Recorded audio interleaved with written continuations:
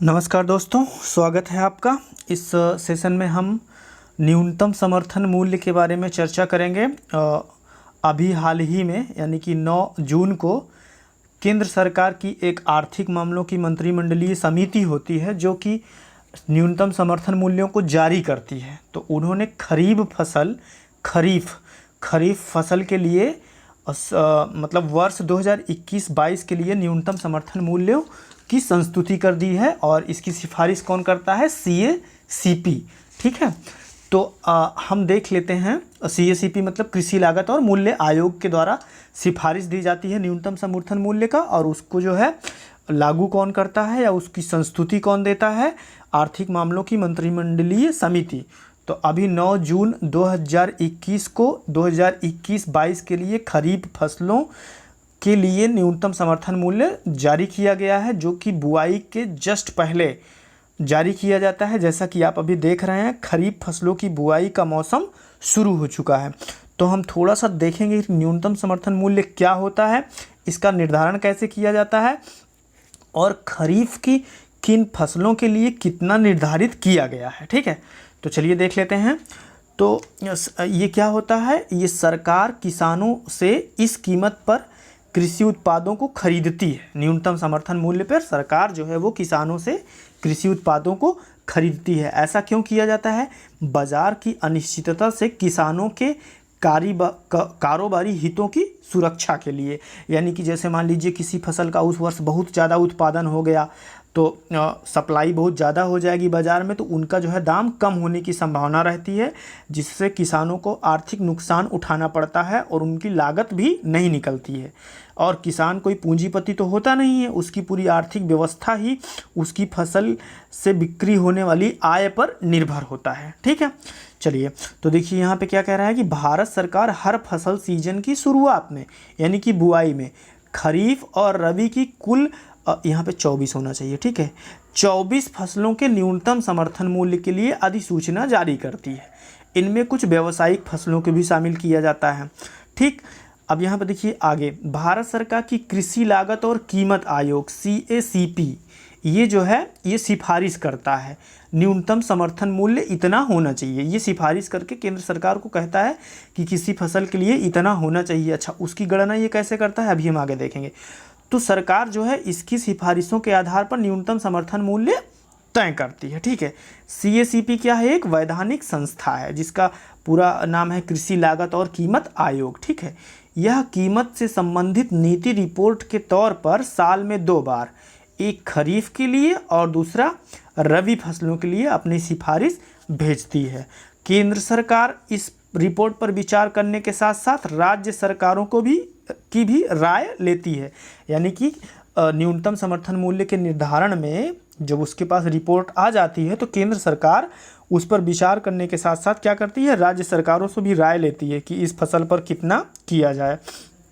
ठीक है, इसकी शुरुआत तो बहुत पहले हुई है, लेकिन इसके संदर्भ में प्रोफेसर MS स्वामीनाथन की एक रिपोर्ट आई थी।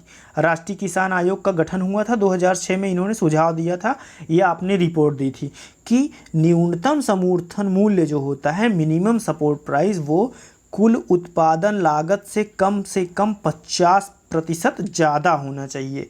दूसरी भाषा में लागत का 1.5 गुना ज़्यादा, क्योंकि किसी भी मूल्य में अगर 50% ज़्यादा कर देंगे तो उसका 1.5 गुना कहलाता है। ठीक है, तो ये जो CACP कहा कि 50% ज़्यादा होना चाहिए उत्पादन लागत से कम MS स्वामीनाथन आयोग ने कहा, CACP ने नहीं कहा। ठीक है, किसने कहा?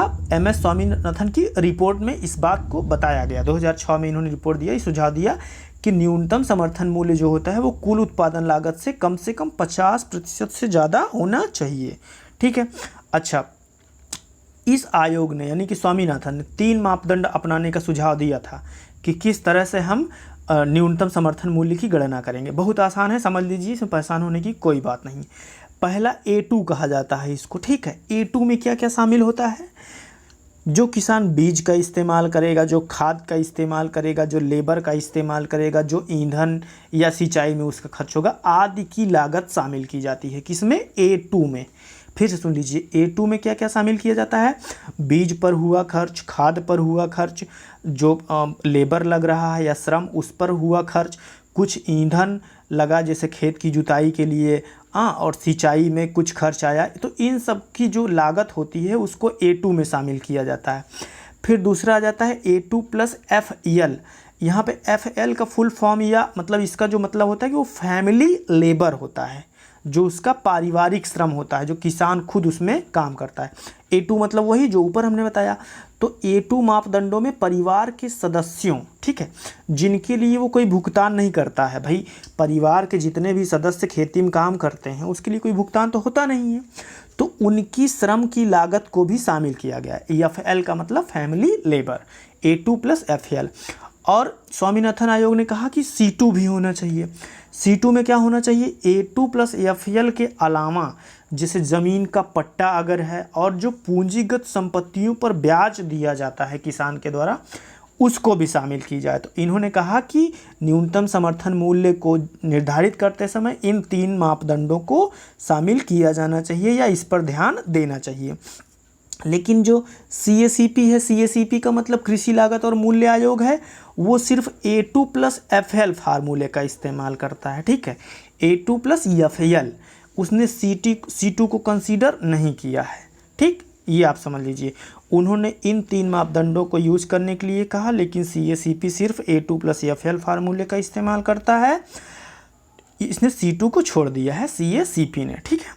भारत में जो MSP की शुरुआत मानी जाती है 1966 से 67 में पहली बार गेहूं के लिए किया गया था, इसको 54 रुपये प्रति क्विंटल।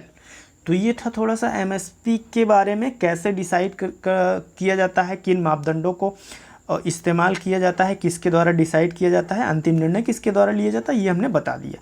चलिए अब देख लेते हैं कि जो अभी खरीफ फसल के लिए 9 तारीख को सरकार ने इसका निर्धारण किया है, वो किसके लिए किसने किया है। तो देखिए, यहाँ आर्थिक मामलों की मंत्रिमंडलीय समिति होती है, जो उसने जो है कृषि उपज की सरकारी खरीद सीजन 2021-22 के लिए खरीफ फसलों के न्यूनतम समर्थन मूल्यों का स्वीकृति दे दी। कब? 9 जून 2021 को, ठीक है। चलिए, तो इस जो समिति होती है इसके अध्यक्ष कौन होते हैं? प्रधानमंत्री श्री नरेंद्र मोदी, ठीक है, ये भी पूछ सकता है, ने कृषि उपज की खरीद के लिए सभी खरीफ फसलों को न्यूनतम मूल्य में बढ़ोतरी स्वीकृत की। अभी हमने बताया 24 फसलों के लिए होता है, 24 में जिसमें से 7 अनाज होते हैं, जिसमें धान, गेहूँ, जव, ज्वार, बाजरा, मकई और रागी आते हैं। 5 दलहन होते हैं, जिसमें चना, अरहर, मूंग, उड़द और मसूर आते हैं। 8 तिलहन होते हैं, जिसमें मूंगफली, सरसों, सोयाबीन, सूरजमुखी के बीज, तिल और कुसुम के बीज और नाइजर के बीज होते हैं। इसके अलावा नारियल, कच्चा कपास, कच्चा जूट और वर्जीनिया के फूल और तंबाकू, ये सारी चीज़ें मतलब के लिए MSP जारी किया जाता है, ठीक है। चलिए, सरकार ने किसानों को उसकी उपज के लिए लाभकारी मूल्य सुनिश्चित करने के उद्देश्य से 21-22 के लिए खरीफ फसलों की MSP में बढ़ोतरी की है। तो बीते साल की तुलना में सबसे ज़्यादा बढ़ोतरी किसमें की है? तिल में इस बार जो बढ़ोतरी हुई है वो 452 रुपये प्रति क्विंटल। उसके बाद तुअर व उड़द के लिए 300 रुपये प्रति क्विंटल बढ़ोतरी की गई है। ये भी क्वेश्चन पूछा जा सकता है परीक्षा में कि खरीफ फसलों में से किसके लिए सबसे ज़्यादा बढ़ाया गया, ठीक है। चलिए, और मूंगफली और नाइजर सीड के मामलों की तुलना बीते साल की तुलना में 275 और 235 रुपये की बढ़ोतरी की गई है, ठीक है। मूल्य में इस अंतर का उद्देश्य जो है वो फसल विविधीकरण को प्रोत्साहन देना है, ठीक है। इतनी बढ़ोतरी गेहूं और धान के लिए नहीं होती है। सरकार का यह प्रयास रहता है कि वो फसल को विविधीकरण यानी कि नई नई फसलों को बोए, तो कुछ फसलों के लिए वो ज़्यादा कर देती है ताकि उससे किसानों को प्रोत्साहन मिले, ठीक है। तो यहाँ पे नीचे लिस्ट है जो खरीफ फसलों के लिए है, देखते हैं हम इसमें क्या क्या है, किसके लिए कितना है। तो कुछ तो आपको याद ही कर लेना चाहिए, जैसे पूछ ही लेता है। धान्य सामान के लिए MSP जो पिछले वर्ष था वो 1868 रुपये था, इस बार 1940 हो गया है, ठीक है।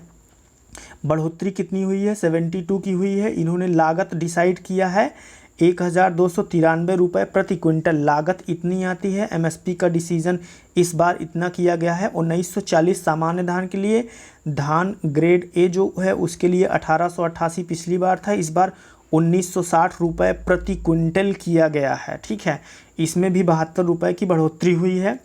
ज्वार के लिए इन्होंने ₹2738 डिसाइड किए हैं, पिछली बार 2620 था।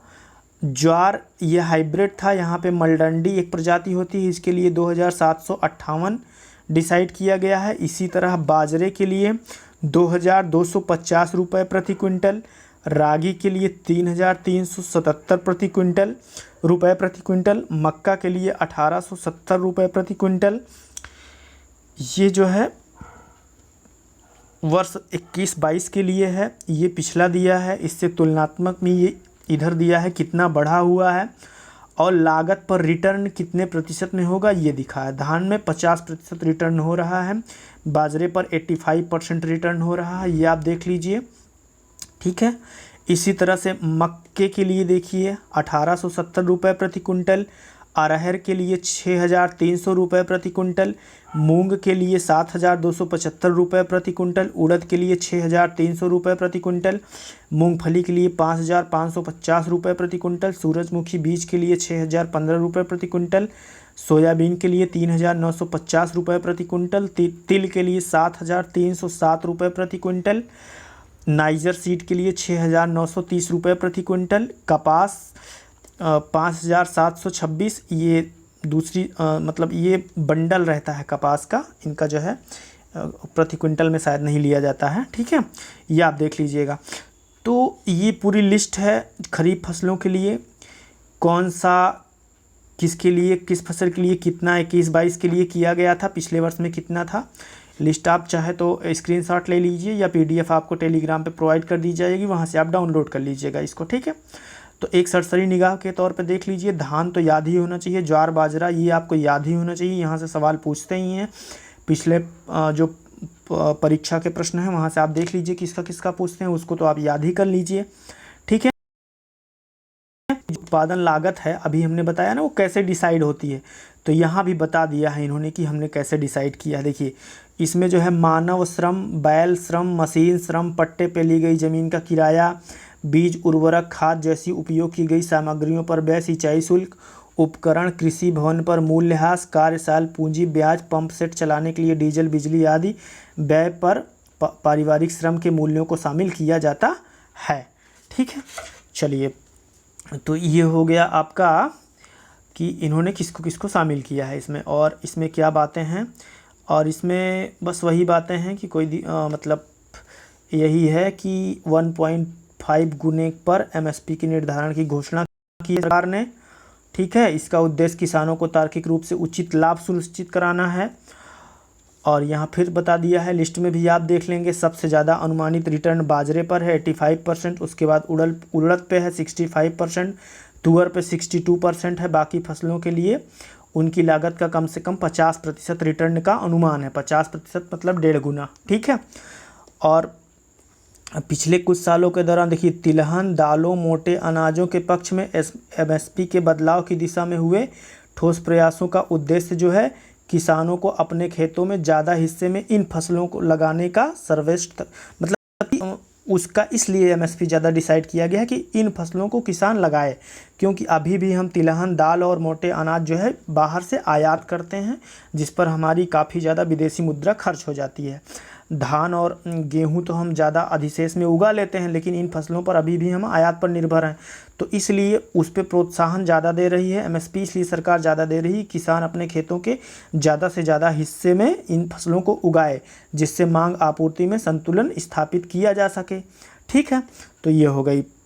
चलिए, और इसमें कुछ खास क्या हो सकता है कि 2018 में सरकार द्वारा घोषित अम्ब्रेला योजना प्रधानमंत्री अन्नदाता आय संरक्षण अभियान से किसानों को उनकी उपज के लिए लाभकारी रिटर्न में बढ़ोतरी हेतु अम्ब्रेला योजना में प्रायोगिक आधार पर 3 उप योजनाएं, जिसमें कौन कौन सा है, मूल्य समर्थ योजना, मूल्य अंतर भुगतान योजना और निजी खरीद व भंडारण योजना शामिल है। ये आप देख लीजिएगा, ठीक है। बाकी इसमें से कोई आपके लिए इम्पोर्टेंट नहीं है। हाँ, पीडीएफ आप लेके एक बार ज़रूर पढ़ लीजिएगा, या तो पीआईबी के वेबसाइट से ये पीडीएफ आप डाउनलोड कर सकते हैं।